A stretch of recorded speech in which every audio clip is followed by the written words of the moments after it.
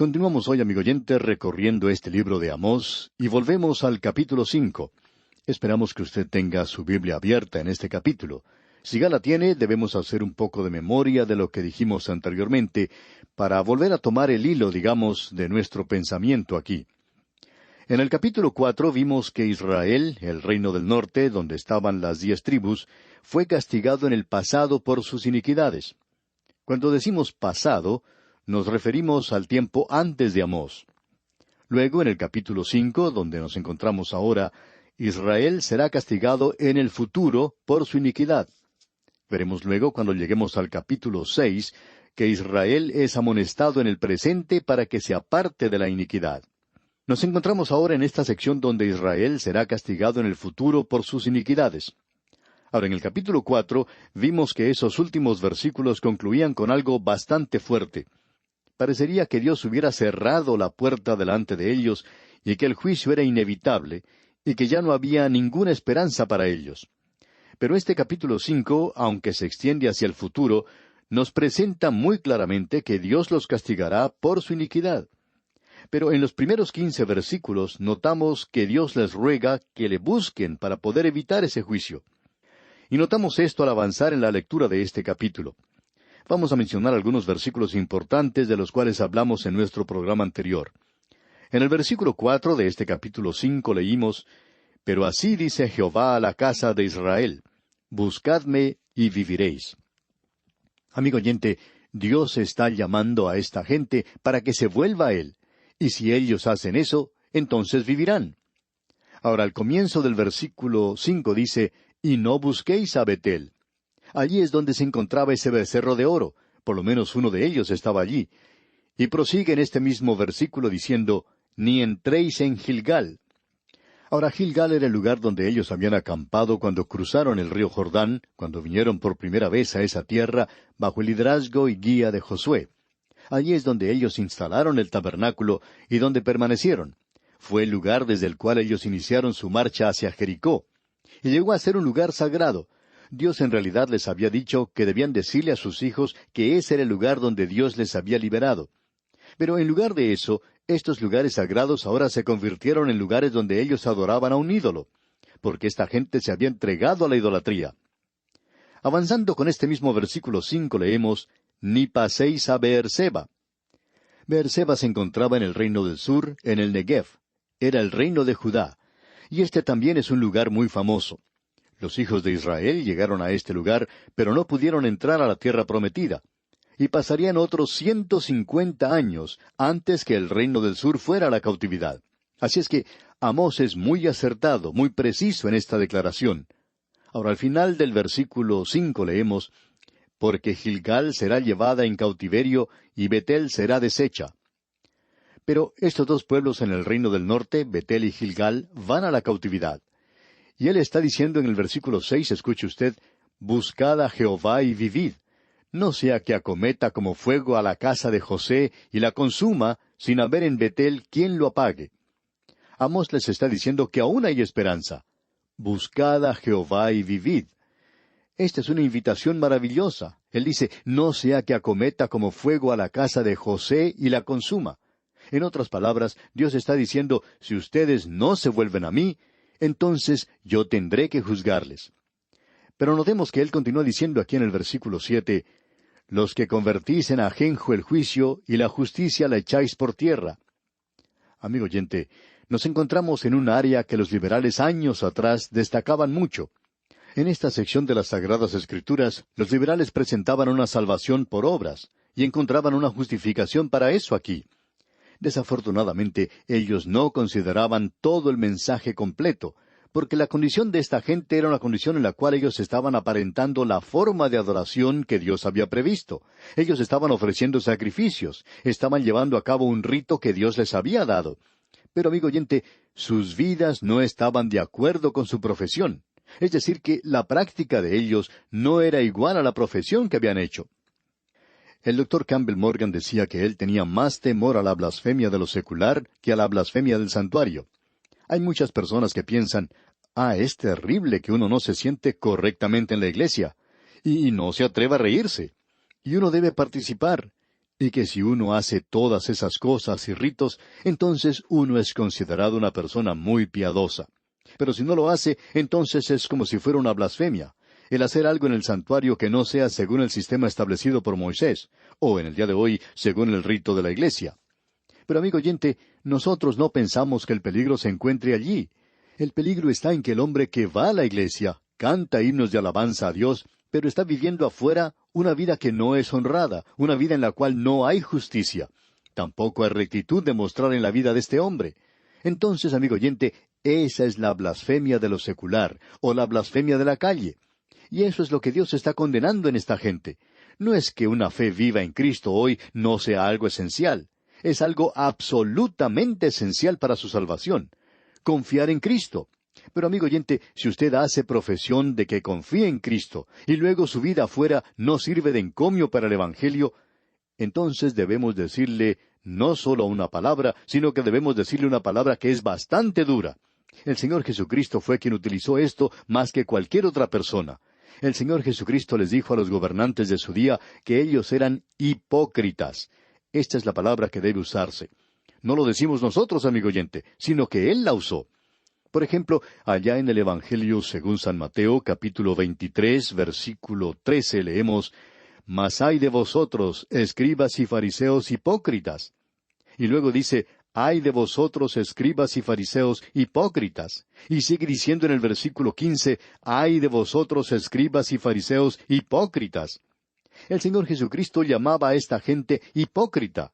Es una hipocresía descarada hoy que se puede encontrar ya sea en el púlpito o en las bancas, cuando hay personas que dicen cosas como que profesan amar al Señor Jesucristo, cuando afirman que confían en Él, y luego salen a la calle y viven una vida que condena el mismo Evangelio que se supone que profesan.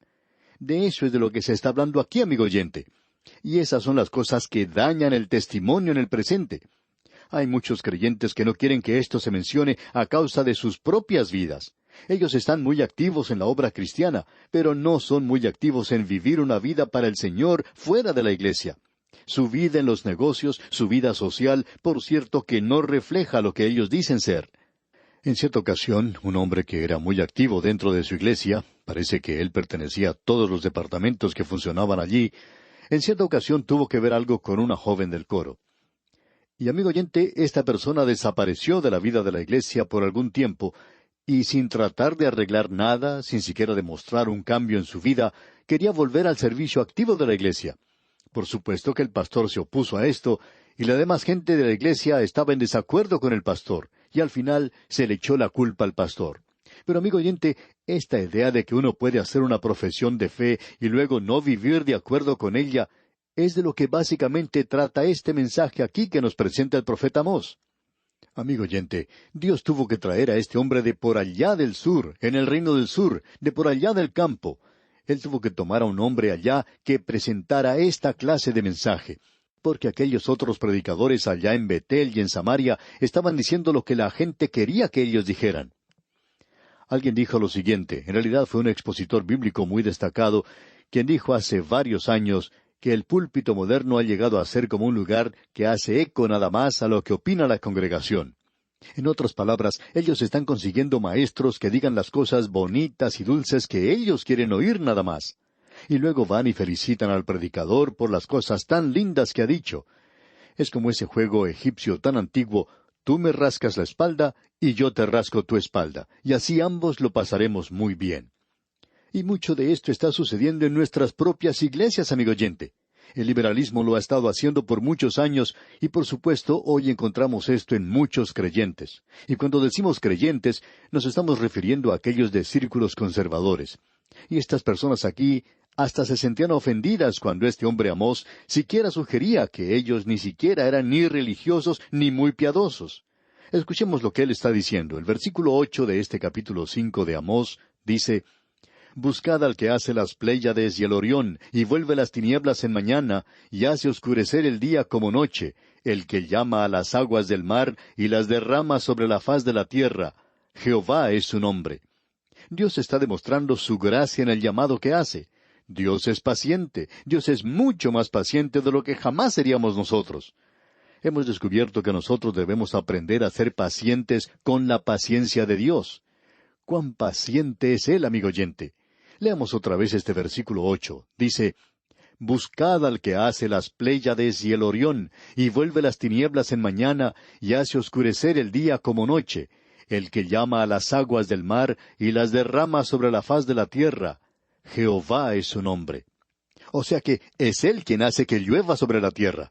Alguien quizá nos diga, bueno, yo sé que eso tiene que ver con la ley de hidrodinámica. Está bien, amigo oyente, pero ¿quién fue el que hizo esta ley de hidrodinámica? ¿Quién es el que saca el agua del océano y la coloca en ese tren que se llama nube y la lleva por medio del viento? Cuando llega al lugar apropiado, entonces la suelta y se obtiene la lluvia.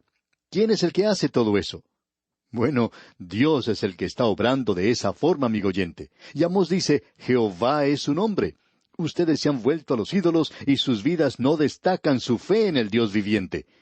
Y el Dios viviente es el Creador. Y Orión, por supuesto, es una de las grandes y muchas constelaciones que tenemos en los cielos. Y esta era una constelación muy conocida para esta gente. Ahora, en los versículos 9 y 10 de este capítulo 5 dice Amós, que da esfuerzo al despojador sobre el fuerte y hace que el despojador venga sobre la fortaleza. Ellos aborrecieron al reprensor en la puerta de la ciudad, y al que hablaba lo recto abominaron. Ese que hablaba en la puerta era su juez. Usted sabe que la corte de justicia de aquel día se llevaba a cabo cerca de la puerta de la ciudad amurallada. Usted descubre a través de las Escrituras que allí era donde el juez establecía su lugar, cerca de la puerta. Allí es donde, por ejemplo, Booz, quien se casó con Ruth la Moabita, llevó a sus compatriotas a la puerta de Belén. Y cuando Lot fue a Sodoma, y él se involucró en la política de ese lugar, le encontramos a él sentado a la puerta de esa ciudad. Ahora, ¿qué es lo que está haciendo él allí? Él era un juez. Así es que tenemos aquí en este versículo que un juez está reprendiendo aquello que estaba mal, y él era aborrecido. Y por tanto, la mayoría de los jueces eran deshonestos, y al que hablaba lo recto abominaron, como dice aquí Amós. Cuando un juez insiste en la justicia y en aquello que es correcto, bueno, ya no es popular. Y no creemos que la naturaleza humana haya cambiado mucho. El versículo 11 comienza diciendo, Por tanto, puesto que vejáis al pobre, y ellos son los que nunca reciben justicia, y eso ya lo sabemos, estamos del lado del pobre ya por mucho tiempo. El versículo 11 entonces, en su totalidad, dice, Por tanto, puesto que vejáis al pobre, y recibís de él carga de trigo, edificasteis casas de piedra labrada, mas no las habitaréis, plantasteis hermosas viñas, mas no beberéis el vino de ellas. Esos hermosos lugares que habían sido construidos en esa zona no son otra cosa sino ruinas en el presente. Y esos lugares fueron destruidos muy corto tiempo después de que se dio este mensaje. Y han sido ruinas ahora por ya varios miles de años, casi 3,000 años. Y en el versículo 12 continuamos leyendo, Porque yo sé de vuestras muchas rebeliones y de vuestros grandes pecados. Sé que afligís al justo y recibís cohecho, y en los tribunales hacéis perder su causa a los pobres. O sea que los pobres no podían recibir justicia en los tribunales de aquel día. Y amigo oyente, ¿ha cambiado eso hoy? A no ser que usted sea capaz de emplear a un abogado muy costoso, lo que indica que es muy inteligente, y que sabe cómo hacer las cosas sin llegar de veras a quebrantar la ley, pero que sí la sabe doblar bastante, a no ser que usted pueda pagar muy bien a una persona así, usted va a descubrir que las cosas son muy difíciles, y tiene que gastar bastante dinero para lograr algo así. ¿Y quién es la persona que paga? Una de las razones por la cual se rechaza la pena de muerte es porque el hombre rico siempre puede escapar a la cámara de gas o a la silla eléctrica. Ahora nosotros no creemos que esa sea una razón legítima, pero esos son los hechos. El hombre pobre, cuando es hallado culpable, no tiene ni una oportunidad de escapar. El hombre rico, en cambio, puede apelar su caso y pasa mucho tiempo hasta cuando llega a la cárcel, y en muchos casos ni siquiera llega allí.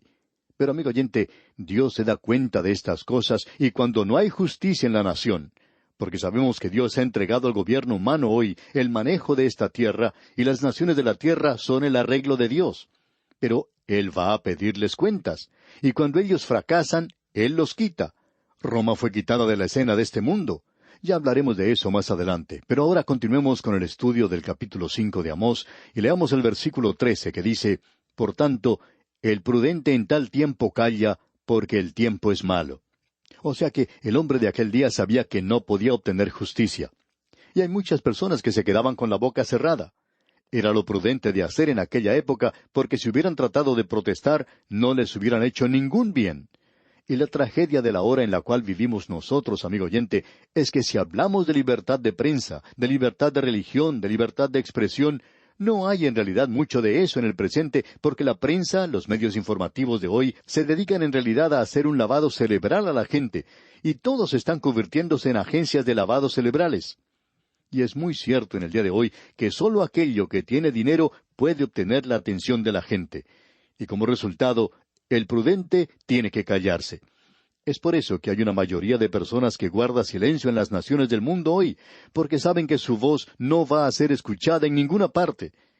Estamos viviendo en días trágicos, por cierto, y eso es lo que estaba ocurriendo también en Israel. Ahora, en la primera parte del versículo 14 de este capítulo 5 de Amós leemos: «Buscad lo bueno y no lo malo, para que viváis». Nuevamente Amós hace un llamado para que ellos se vuelvan a Dios. En la segunda parte del versículo 14 y el versículo 15 nos dice: «Porque así Jehová Dios de los ejércitos estará con vosotros, como decís. Aborreced el mal y amad el bien, y estableced la justicia en juicio. Quizá Jehová Dios de los ejércitos tendrá piedad del remanente de José». Aquí tenemos una referencia al tribunal. Hasta cuando los pobres lleguen a obtener justicia, y no los liberales con alguna organización rica que los apoye, entonces vamos a poder apreciar que ese liberal puede hasta traicionar al gobierno y escapar. En realidad, hasta le hacen un héroe. En cambio, el pobre que en el día de hoy está apoyando alguna causa honrada, ni siquiera tiene oportunidad de presentar su causa. Y Dios dice aquí en este versículo 15 del capítulo 5 de Amós: «Aborreced el mal y amad el bien, y estableced la justicia en juicio. Quizá Jehová Dios de los ejércitos tendrá piedad del remanente de José». Amós está diciendo que aún hay esperanza. Hay muy poca esperanza, pero hay algo aún. Ahora, en el versículo 16, él pasa a algo diferente. Aquí tenemos una advertencia del juicio que se acerca, y por supuesto que ese es el día de Jehová. El versículo 16 dice entonces: «Por tanto, así ha dicho Jehová, Dios de los ejércitos: en todas las plazas habrá llanto, y en todas las calles dirán: ¡ay, ay! Y al labrador llamarán a lloro, y a endecha a los que sepan endechar».